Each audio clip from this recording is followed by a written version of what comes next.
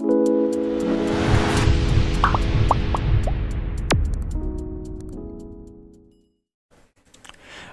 বিষয় 2024 সালের ষষ্ঠ শ্রেণীর তৃতীয় পর্যায়ক্রমিক মূল্যায়নের পরিবেশ ও বিজ্ঞানের সেকেন্ড সেটের প্রশ্ন এবং তার উত্তর।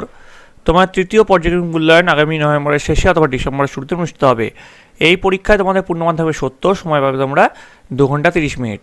তোমাদের এর আগে থার্ড ইউনিট টেস্ট অথবা ফাইনাল পরীক্ষার সব সাবজেক্টের প্রশ্ন এবং তার উত্তর করানো হয়ে গেছে। তোমরা যা যা দেখোনি তার জন্য লিঙ্ক ডেসক্রিপশন বক্সে দেওয়া আছে, তোমরা সেখানে দেখে নিতে পারো। তোমাদের এর আগে পরিবেশ ও বিজ্ঞানের এক সেট প্রশ্ন উত্তর কিন্তু করা হয়ে গেছে, সেটা কিন্তু তোমরা অবশ্যই দেখে নিও। তোমাদের এই প্রশ্ন উত্তর পর্ব শুরুর আগে একবার দেখে নেব তোমাদের সিলেবাসে ঠিক কোন কোন চ্যাপ্টার রয়েছে এবং সেখান থেকে কত নম্বরের কী টাইপের প্রশ্ন আসতে চলেছে। তোমাদের যেটা আসতে পারে সেটা প্রথম যে চ্যাপ্টার সাধারণ যন্ত্রসমূহ, এখান থেকে এমসিকিউ থাকবে 3টে, 1 নম্বর প্রশ্ন থাকবে 2টো, 2 নম্বর প্রশ্ন থাকবে 1টা, 3 নম্বর প্রশ্ন থাকবে 1টা, মোট 10 নম্বর থাকবে। তারপরে যেটা আছে বৈচিত্র্য ও তার শ্রেণীবিভাগ, এখানে দেখো এমসিকিউ থাকছে 3টে, দুটো থাকছে 1 নম্বর প্রশ্ন, 1টা থাকছে 2 নম্বর প্রশ্ন এবং 3 নম্বর প্রশ্ন হচ্ছে 1টা, মোট থাকছে 10। ঠিক তেমনি কতকগুলি বিশেষ প্রাণীর বাসস্থান ও আচার আচরণ থেকেও কিন্তু একইভাবে 10 নম্বর থাকছে। এবার বর্জ্য পদার্থ থেকেও একইভাবে 10 নম্বর, মৌলিক যৌগিক ও মিশ্র পদার্থ থেকেও 10 নম্বর, মাপযোগ ও পরিমাপ থেকেও 10 নম্বর, তারপরে বল ও শক্তির প্রাথমিক ধারণা থেকেও 10 নম্বর। মোট তোমাদের 70 নম্বর পরীক্ষা। তার মধ্যে এমসিকিউ থাকছে তোমাদের 21টা, 1 নম্বর প্রশ্ন থাকছে 14টা, 2 নম্বর প্রশ্ন থাকছে 7টা, 7 × 14, 3 নম্বর প্রশ্ন থাকছে 7টা, 3 × 7 = 21। এইভাবে তোমাদের মোট 70 নম্বর এখানে করা হচ্ছে। দেখো প্রথমে যেটা আছে সঠিক উত্তরটি বেছে নিয়ে লেখো। 1 × 21 = 21। প্রথম যে প্রশ্ন, দাঁড়িপাল্লা হলো যে শ্রেণীর লিভার তা হলো প্রথম নাকি দ্বিতীয় নাকি তৃতীয় নাকি চতুর্থ? উত্তর হচ্ছে প্রথম। তো প্রথম হচ্ছে সঠিক উত্তর। এবার দেখো 2 নম্বর যেটা আছে, টিকটিকি যে পর্বের প্রাণী, সরীসৃপ নাকি মৎস্য নাকি উভচর নাকি পক্ষী?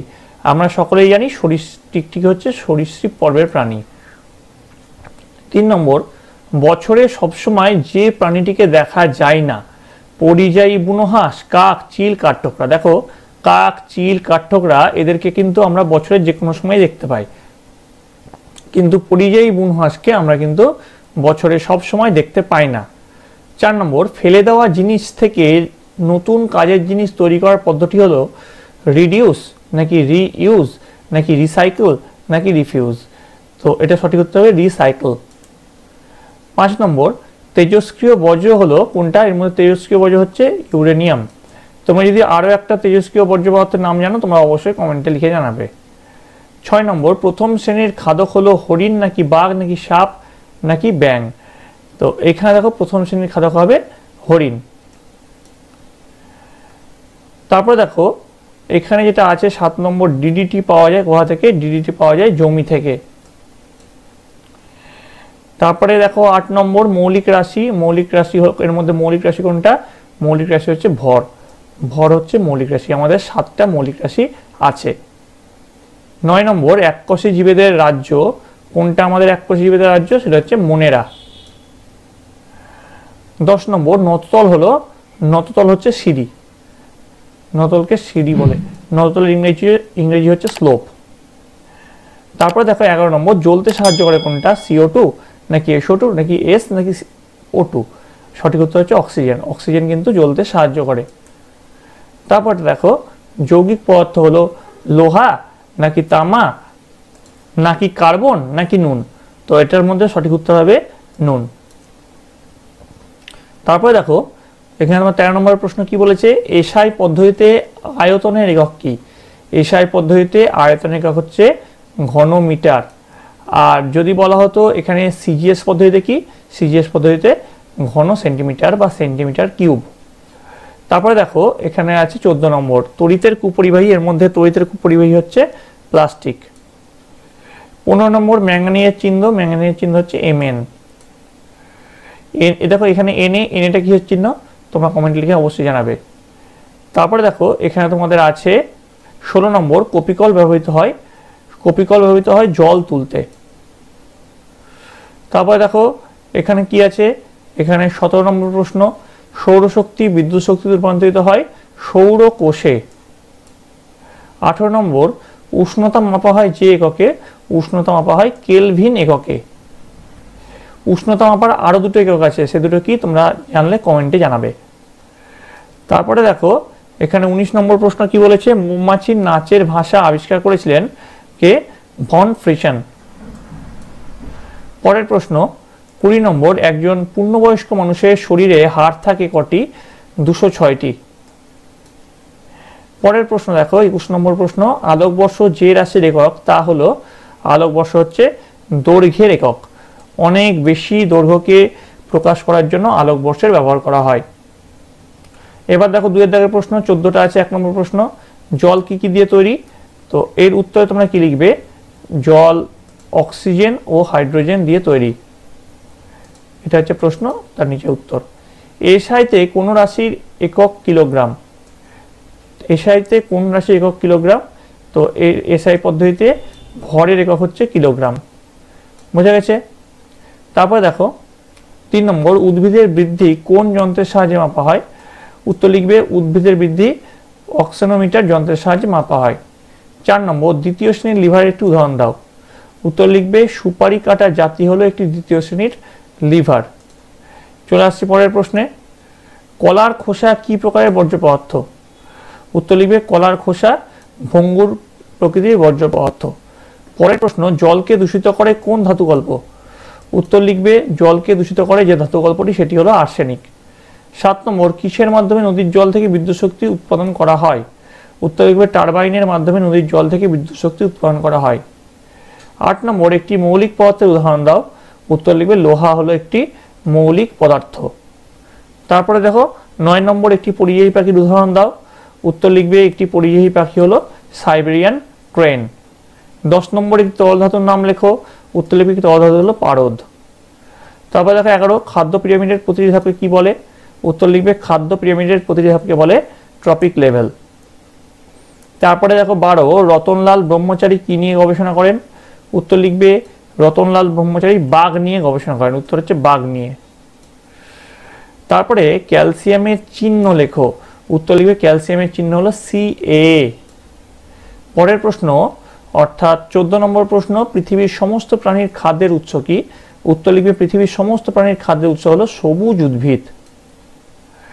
এবার দেখো 3 এর দাগের প্রশ্ন। 3 এর দাগের প্রশ্নে আমরা চলে যাচ্ছি। 3 এর দাগের প্রশ্নে কি বলেছে, একটি বা দুটি বাক্যে উত্তর দাও, যে কোনো 7টি, 2 গুণ 7 14। প্রথম প্রশ্ন কি বলেছে, গতিশক্তি থেকে তাপশক্তিতে রূপান্তরের একটি উদাহরণ দাও। উত্তর লিখবে হাতের তালু দুটোকে পরস্পরের সঙ্গে ঘষলে কিছুটা গতির সৃষ্টি হয় এবং এর ফলে হাতের তালু গরম অনুভূত হয়। এখানে গতিশক্তি তাপশক্তিতে রূপান্তরিত হয়। এবার দেখো 2 নম্বর, আচ্ছা এখানে যদি আমি বলি তাপশক্তি গতিশক্তিতে রূপান্তরিত হচ্ছে কিভাবে, তো দেখো যখন স্টিম ইঞ্জিন আমরা যেটা পড়েছি, স্টিম ইঞ্জিনে কিন্তু তাপশক্তি গতিশক্তিতে রূপান্তরিত হচ্ছে। 2 নম্বর, তুমি যে বাড়িতে থাকো তার কি প্রকৃতি স্থির? তো উত্তর লিখবে পৃথিবী তার নিজের অক্ষের উপর ঘোরার সাথে সাথে সূর্যকে প্রদক্ষিণ করে, সুতরাং পৃথিবীর উপরে থাকা সমস্ত বস্তুই কিন্তু গতিশীল, তাই আমরা যে বাড়িতে থাকি সেটি কিন্তু প্রকৃতপক্ষে স্থির নয়। যেমন ধরো এই যে আমাদের যদি এটা আমরা একটা পৃথিবী ধরি, এই পৃথিবী যদি যেমন নিজের অক্ষের চারিদিকে ঘুরছে, ঠিক তেমনি তার পৃথিবী কিন্তু সূর্যের চারিদিকেও প্রদক্ষিণ করছে। এটা তোমাদের মাথায় রাখতে হবে। তার জন্য কিন্তু আমাদের চারপাশে যা কিছু দেখছি সেগুলো কিন্তু স্থির নয়। এবার দেখো চলে আসছি 3 নম্বর প্রশ্ন, তোমার হাতে একটি তৃতীয় শ্রেণীর লিভার, এর আলম্ব কোথায় আছে? উত্তর লিখবে হাতের আলম্ব বিন্দু আছে কনুয়ে। কনুয়ে হচ্ছে হাতের আলম্ব বিন্দু, যদি আমরা আমাদের হাতকে একটি তৃতীয় শ্রেণীর লিভার বলে ধরি। 4 নম্বর প্রশ্ন, জলে চিনি গোলার পর চিনিকে চোখে দেখা যায় না, কি কি পরীক্ষা করে তুমি বলতে পারো চিনি হারিয়ে যায়নি, দ্রবণেই আছে? তো উত্তর দিবে জলে গোলার আগে চিনি ও জলকে সামান্য আলাদাভাবে ওজন করে নিতে হবে। এরপর জলে গোলার পর চিনি মিশ্রিত জলের আবার ওজন নিতে হবে, দেখা যাবে আগের চিনি ও জলের মোট ওজন ও পরের চিনি মিশ্রিত জলের ওজন একই আছে।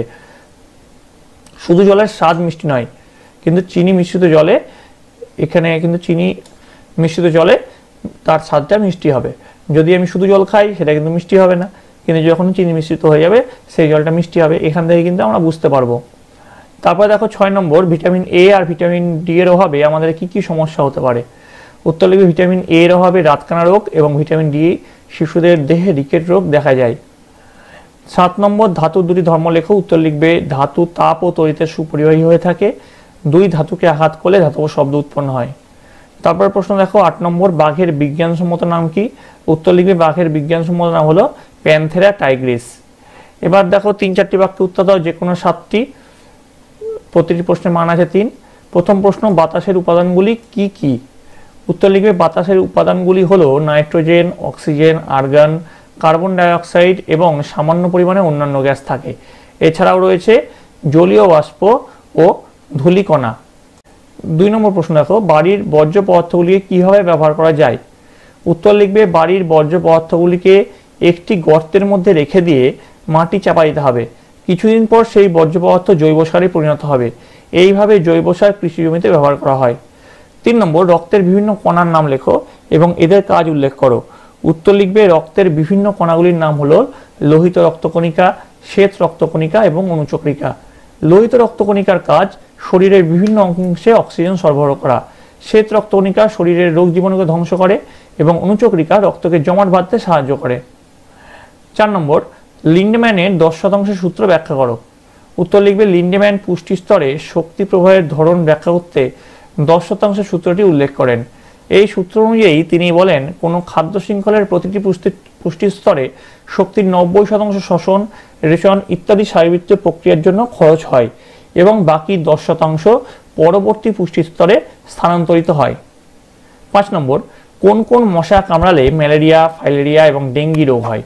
উত্তর লিখবে অ্যানোফিলিক্স মশা ম্যালেরিয়া রোগ ছড়ায়, এডিস মশা ডেঙ্গি রোগ ছড়ায়, যেটা এখন খুব প্রবলভাবে হচ্ছে, এবং কিউলেক্স মশা ফাইলেরিয়া রোগ ছড়ায়।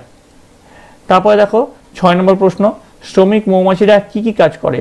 উত্তর লিখবে শ্রমিক মৌমাছিরা চাক নির্মাণ করে, ফুলের মিষ্টি রস ও পরাগরেণু সংগ্রহ করে, মধু তৈরি করে, চাকের তাপমাত্রা নিয়ন্ত্রণ করে, চাকে বাতাস দেওয়া, চাক পরিষ্কার পরিচ্ছন্ন রাখা ইত্যাদি কাজ করে। তারপর দেখো 7 নম্বর প্রশ্ন, বর্জ্য পদার্থ ব্যবহারের ক্ষেত্রে 4R পদ্ধতি ব্যাখ্যা করো। উত্তর লিখবে বর্জ্য পদার্থ ব্যবহারের ক্ষেত্রে 4R পদ্ধতি হলো, 1 নম্বর পয়েন্টে লিখবে রিডিউস মানে কমিয়ে আনা, যেসব বর্জ্য পদার্থ পরিবেশে জঞ্জাল বাড়ায় সেগুলি ব্যবহার কমাতে হবে, যেমন প্লাস্টিক ব্যাগ। 2 নম্বর পয়েন্ট লিখবে রিইউজ মানে আবার কাজে লাগানো, দিয়ে লিখবে ব্যবহার করা বর্জ্য পদার্থ ফেলে না দিয়ে আবার কাজে লাগাতে হবে, যেমন শাকসবজি তরিতরকারির খোসা থেকে জৈব সার তৈরি করা। 3 নম্বর রিসাইকেল মানে হচ্ছে পুনর্ব্যবহার, এই পয়েন্ট দিয়ে লিখবে ফেলে দেওয়া জিনিস থেকে নতুন কাজের জিনিস তৈরি করা, যেমন পুরনো লোহা দিয়ে ধাতুর নতুন জিনিস তৈরি করা। 4 নম্বর দিয়ে রিফিউজ মানে প্রত্যাখ্যান করা, সুস্থ পরিবেশের জন্য আমরা কিছু জিনিস একবারেই ব্যবহার করব না, যেমন প্লাস্টিক ব্যাগ। 8 নম্বর যে প্রশ্ন সেটা হচ্ছে ফসিল কীভাবে তৈরি হয় তার সংক্ষিপ্ত ব্যাখ্যা করো। উত্তর দিবে অনেক সময় উদ্ভিদ বা প্রাণীর দেহ পলির মধ্যে চাপা পড়ে ধীরে ধীরে প্রস্তরীভূত হয় এবং পাথরের মধ্যে উদ্ভিদ বা প্রাণীর ছাপ থেকে যায়। উদ্ভিদ বা প্রাণীর ছাপযুক্ত এই প্রস্তরকে ফসিলস বা জীবাশ্ম বলে। পরের প্রশ্ন দেখো 9 নম্বর, সকল শক্তির উৎস সূর্য, এটা ব্যাখ্যা করতে বলছে। উত্তর লিখবে উদ্ভিদ তার পাতায় থাকা ক্লোরোফিলের সাহায্যে সূর্যালোককে কাজে লাগিয়ে খাদ্য তৈরি করে, সেই খাদ্য উদ্ভিদ সহ প্রত্যক্ষ ও পরোক্ষভাবে পৃথিবীর সমস্ত জীব ও প্রাণী গ্রহণ করে। অর্থাৎ সূর্যালোক না থাকলে উদ্ভিদ খাদ্য তৈরি করতে পারত না এবং পৃথিবীতে কোনো জীব ও প্রাণীর অস্তিত্ব থাকতো না, তাই বলা যায় সকল শক্তির উৎস হলো সূর্য। 10 নম্বর দেখো, সরল যন্ত্র আঁকা বলে উদাহরণ দাও। উত্তর লিখবে কম বল প্রয়োগ করে বেশি কাজ বা বাধা অতিক্রম করা যায় যে যন্ত্রের সাহায্যে, তাকে সরল যন্ত্র বলে, যেমন সাঁড়াশি, কাঁচি, হাতুড়ি, কপিকল, শাবল ইত্যাদি হলো সরল যন্ত্র। তো এই ছিল তোমাদের তৃতীয় পর্বিক মূল্যায়নের ষষ্ঠ শ্রেণীর পরিবেশ ও বিজ্ঞানের দ্বিতীয় সেটের প্রশ্ন এবং তার উত্তর। তোমাদের যদি এই ভিডিওটা ভালো লেগে থাকে তাহলে অবশ্যই লাইক করবে, বন্ধুদের কাছে অনেক অনেক শেয়ার করবে। আর তোমাদের যে এই প্রশ্নই যে হুবহু পরীক্ষায় আসবে সেরকম কিছু নয়, তোমরা এই সেটটা এবং এর আগে যে সেটটা দিয়েছি সেটা প্র্যাকটিস করো এবং তোমাদের বইটা খুঁটিয়ে পড়ো, তাহলে দেখবে তোমাদের পরীক্ষায় সাফল্য নিশ্চিত। তোমাদের জন্য আমি আরও এক সেট প্রশ্ন নিয়ে আসতে চলেছি এবং সবকটি মিলে সবকটি সেট একসঙ্গে নিয়ে একটি বড় ভিডিও যার মধ্যে তোমরা সবকটা সেট একসঙ্গে পরিবেশ ও বিজ্ঞানে পেয়ে যাবে, সেরকম একটা ভিডিও আমি খুব শীঘ্রই আনতে চলেছি। তাই জন্য তোমাদের সকলকে কিন্তু এই চ্যানেলের সঙ্গে যুক্ত থাকতে হবে। তো তোমরা সকলে ভালো করে পড়াশোনা করো, তোমরা সকলে ভালো থাকবে, তোমরা সকলে সুস্থ থাকবে।